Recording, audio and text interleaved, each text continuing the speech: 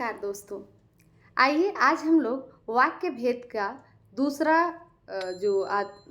भेद है अर्थ के आधार पर उसका अध्ययन करेंगे। हमने देखा था पिछले वाले वीडियो में कि वाक्य क्या है, तो सार्थक शब्दों का व्यवस्थित क्रम क्या कहलाता है, वाक्य कहलाता है। मतलब किसी में, जैसे देखिए अभी आप स्क्रीन पर देख रहे होंगे, यहाँ पर लिखा हुआ है जल्दी हूँ रोज मैं उठता सुबह, और मैं रोज सुबह जल्दी उठता हूँ। दोनों सेंटेंस आपको थोड़ा सा डिफरेंट लग रहा होगा। एक क्रमबद्ध है और दूसरा क्रमबद्ध नहीं है। पहला क्रमबद्ध नहीं है, दूसरा क्रमबद्ध है। अब जैसे किसी बच्चे को जल्दी हूँ रोज मैं उठता सुबह, तो उसको थोड़ा समझने में दिक्कत होगी, लेकिन मैं रोज सुबह जल्दी उठता हूँ समझना काफ़ी आसान हो जाएगा। तो यह क्या है, एक वाक्य सही फॉर्मेशन नहीं है वाक्य का। तो हमने पढ़ा था कि शब्दों का जो व्यवस्थित क्रम है और सार्थक व्यवस्थित क्रम, वो क्या कहलाता है, वाक्य कहलाता है। वाक्य के दो भेद हमने पढ़े, पहला रचना के आधार पर और दूसरा अर्थ के आधार पर। रचना के आधार पर क्यों कहा गया? रचना अर्थात बनावट, उसकी बनावट के आधार पर, और अर्थ के आधार पर उसकी मीनिंग जो है उसके आधार पर। तो आज हम पढ़ेंगे अर्थ के आधार पर वाक्य के भेद।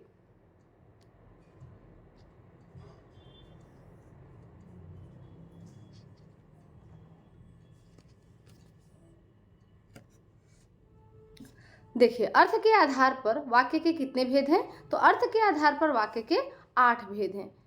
कौन कौन से हैं? विधानवाचक वाक्य, निषेधवाचक वाक्य, आज्ञावाचक वाक्य, प्रश्नवाचक वाक्य, इच्छावाचक वाक्य, संदेहवाचक वाक्य, संकेतवाचक वाक्य, विस्मयादिवाचक वाक्य।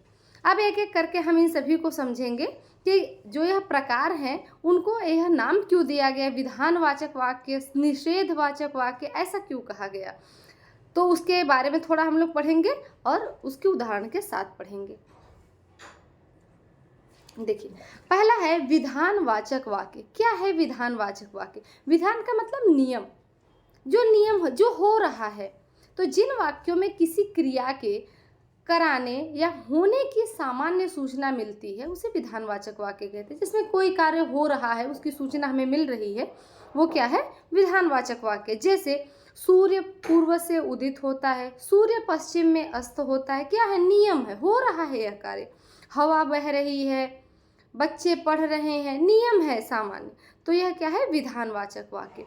वर्षा हो रही है, देखिए वर्षा का बहुत ही सुंदर दृश्य है यहाँ पर, है ना, वर्षा हो रही है। मोहन दिल्ली भी जा रहा है, ये क्या है? एक किसी कार्य के होने की हमें सूचना मिल रही है। मोहन के दिल्ली जाने की हमें सूचना मिल रही है। तो क्या हो गया यहाँ पर? विधानवाचक वाक्य, जिसमें किसी भी कार्य के होने की, मतलब कोई भी कार्य आप सामान्य जो सूचना हमें मिलती है वो क्या होता है? विधानवाचक वाक्य कहलाता है। ठीक है। दूसरा है निषेधवाचक वाक्य। निषेध, जिस शब्द से ही आपको थोड़ी सी उसके अर्थ का ज्ञान हो गया होगा। निषेध मतलब मना करना, नहीं। तो जिस वाक्य में कार्य के निषेध या न होने का बोध हो, ज्ञान हो, उसे क्या कहते हैं? निषेधवाचक वाक्य कहते हैं। जिसमें किसी कार्य को मना किया जाए या किसी कार्य को न करने का बोध हो, वो क्या होता है? निषेधवाचक वाक्य कहलाता है। जैसे मैं आज विद्यालय नहीं जाऊंगा, नहीं शब्द आ गया यहाँ पर। देखिए, नहीं शब्द आ गया, यह किसका है? निषेध का पर्याय है, मतलब मना करना। यहाँ विद्यालय नहीं जाना। माला नहीं पढ़ेगी, नहीं शब्द ये भी क्या है? निषेधवाचक है। आज बारिश नहीं होगी, यह भी क्या है? निषेध। तो किसी भी कार्य के न होने का ज्ञान हो रहा है यहाँ पर। जैसे माला के न पढ़ने का ज्ञान हो रहा है कि वो नहीं पढ़ना चाहती, विद्यालय न जाने का बोध हो रहा है, बारिश के न होने का बोध हो रहा है, ज्ञान हो रहा है। तो ये क्या हो गया? निषेधवाचक वाक्य। ऐसे वाक्य जिसमें किसी कार्य के मना करने या न होने का ज्ञान हो, वो क्या होता है? निषेधवाचक वाक्य कहलाता है। अगला देखिए, आज्ञावाचक वाक्य। आज्ञावाचक वाक्य किन्हें कहते हैं? आज्ञा देना, जिसमें किसी बात को कहना। तो यहाँ कह रहे हैं जिन वाक्यों से आज्ञा या अनुमति का बोध हो, अनुमति देने का बोध हो, उन्हें आज्ञावाचक वाक्य कहते हैं। जैसे आप जा सकते हैं। यहाँ क्या कह रहे हैं, आज्ञा दे रहे हैं कि आप जा सकते हैं।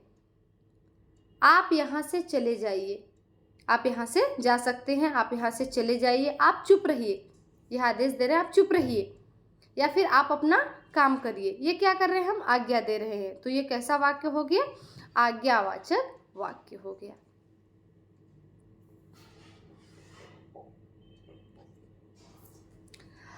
अगला देखिए, प्रश्नवाचक वाक्य। प्रश्नवाचक वाक्य किन्हें कहते हैं, सिंपल है, जिसमें प्रश्न पूछे जाएं वो प्रश्नवाचक वाक्य है। प्रश्नवाचक जैसे तुम कैसे हो, तुम क्या कर रहे हो, तुम क्या आज स्कूल जाओगे, क्या तुम खेलोगे।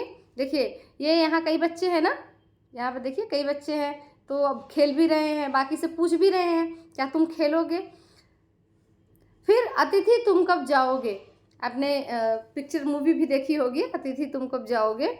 देखिए यहाँ पर परेशान है दोनों, पूछ रहे हैं अतिथि तुम कब जाओगे, तुम कब जाओगे। कब जो क्वेश्चन मार्क होता है, तुम खेलोगे, क्या, क्यों, कैसे, कहाँ, कब, ये सब क्या हो गया, प्रश्नवाचक जो शब्द हैं वह जिस वाक्य में प्रयोग होते हैं वह प्रश्नवाचक वाक्य कहलाता है।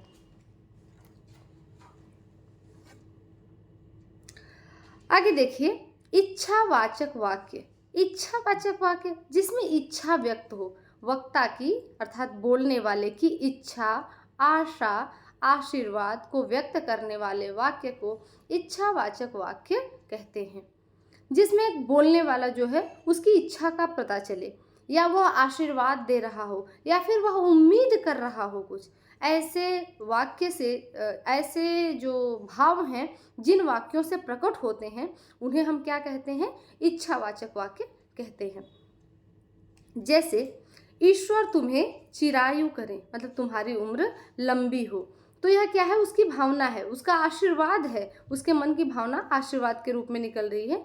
तो जिसमें उसकी इच्छा का पता चल रहा है, वो क्या चाहता है कि भगवान तुम्हारी उम्र लंबी करे। तो यह क्या हो जाएगा, इच्छावाचक वाक्य। जब हम किसी को किसी तरह की शुभकामना देते हैं, किसी तरह की बधाइयाँ देते हैं, तो यह क्या होता है, वह भी इच्छावाचक वाक्य। उस सेंटेंस में, जिस सेंटेंस में हम किसी को बधाई दे रहे हैं, किसी का कुशल मंगल कह रहे हैं, किसी के लिए कुशल मंगल कामना कर रहे हैं, वह ऐसे वाक्य इच्छावाचक वाक्य कहलाते हैं।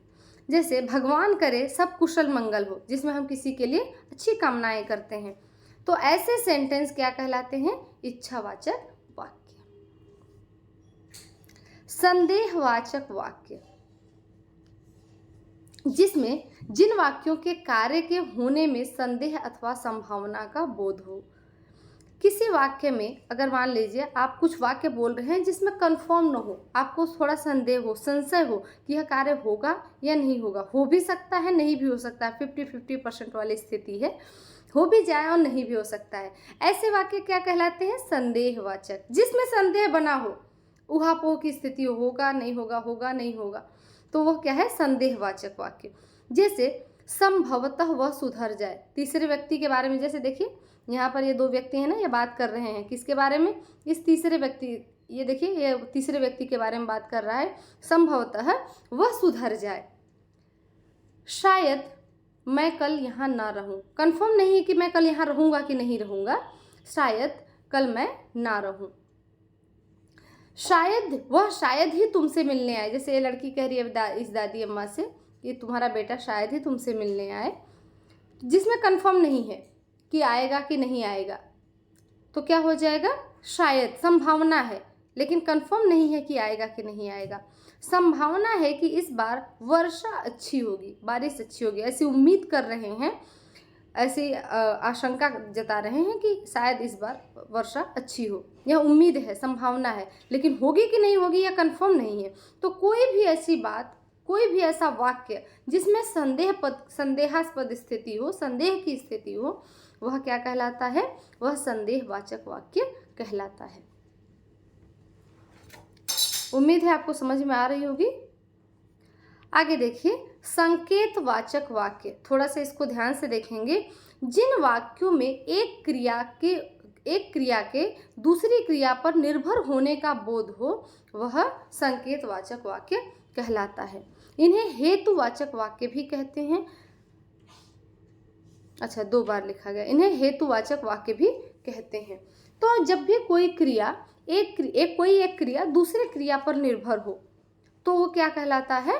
संकेतवाचक वाक्य। मतलब वो संकेत दे रहा है कि यदि ऐसा होता तो जैसे वर्षा होती तो फसल अच्छी होती। अब वर्षा होती एक क्रिया है तो फसल अच्छी होती, तो वर्षा पर निर्भर क्या है? फसल है। यह संकेत है कि यदि वर्षा होगी तो फसल भी अच्छी होगी। आप आते, एक वाक्य हो गया।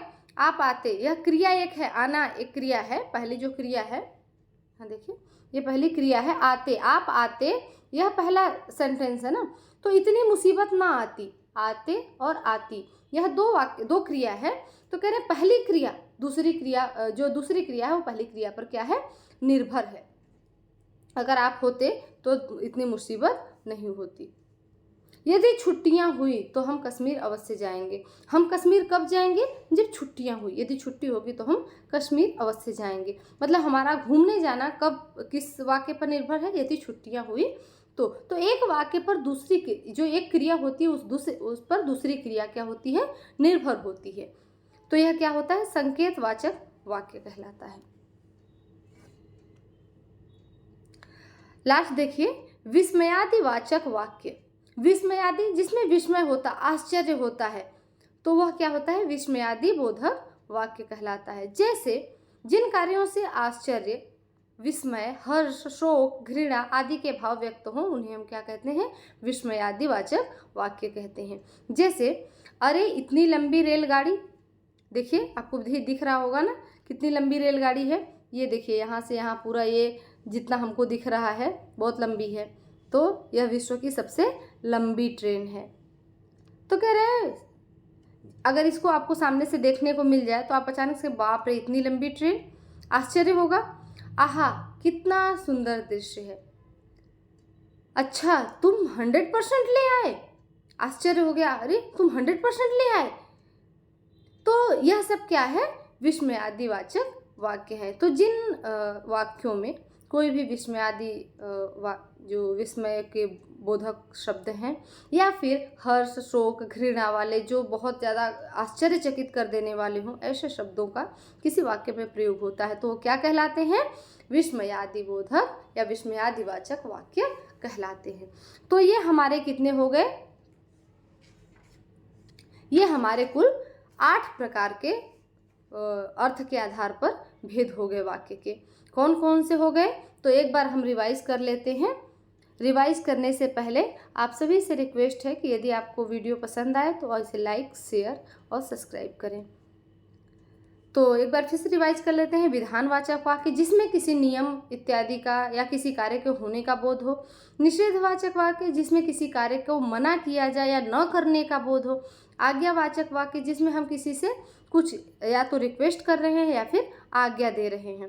प्रश्नवाचक वाक्य जिसमें हम किसी से कोई क्वेश्चन पूछते, कब, कहाँ, कैसे, क्यों, कब, इस तरह का।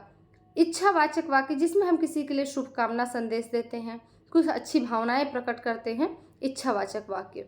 संदेहवाचक जिसमें किसी कार्य के होने या न होने का संदेह बना रहता है कि कार्य होगा या नहीं होगा, संदेहास्पद स्थिति बनी रहती है। फिर है संकेतवाचक वाक्य।